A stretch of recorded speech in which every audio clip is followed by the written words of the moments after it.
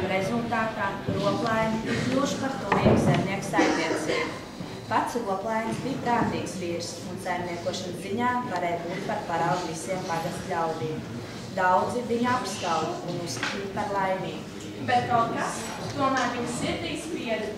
Šo bērnu un dažs cēlonis bija Krustiņš, viņa vienīgais dēls. Tas bija kļuvis vieglprātīgs un palaimīgs. Nu jau būs 3 mēneši netika, kopš Krustiņa tēvs ir slimnīcā.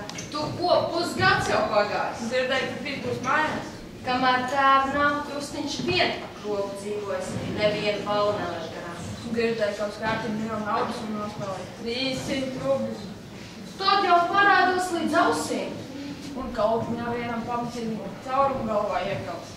Ja vecais roplains šito zinās, Krustiņam klāsies lāri. Bet māja to vienmēr aizstāv. Gan redzēsim, kas notiks. Krustiņš gan bija tēvs sejā atsities, bet tēva tikuma viņam nebija.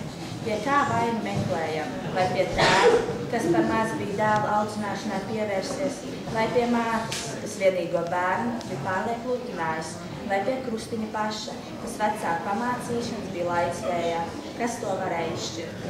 Ilgu laiku tēvs no Krustiņa palaimībām nekā nemanīja, jo Krustiņš ļoti labi prata no viņa visu slēpt. Un kā tas notiek dažu labu reizi, kad svešiem mums atver acis par mūsu pašu lietu stāvokli. Tā notika arī ar roplaini. Zini, ko man cilvēki pastāstīja? Nu. Mūsu Krustiņš esot nogājis no ceļa. Ko tu par to saki? Vai tad visam jātic, ko ļaudis pļāpām?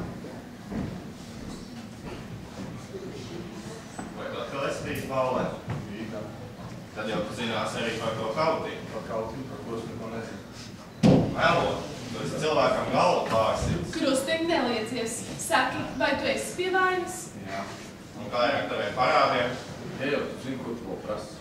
Gribu no tavas mutes to dzirdēt. Te jau piedod, vēl šoreiz. Apsolu nākamībā nekadzās. Priekštūru. Labi, ticēšu tev šāds, bet es arī visu vārdu. Šie vārdi bija pirmie un pēdējie šī lietā. Parāds krogā bez pārmetumiem tika samaksāts, un tēvs ar dēlu atkal dzīvoja vislabākajā satiksmē. Tā aiztecēja vairāk nekā pusgads. Līko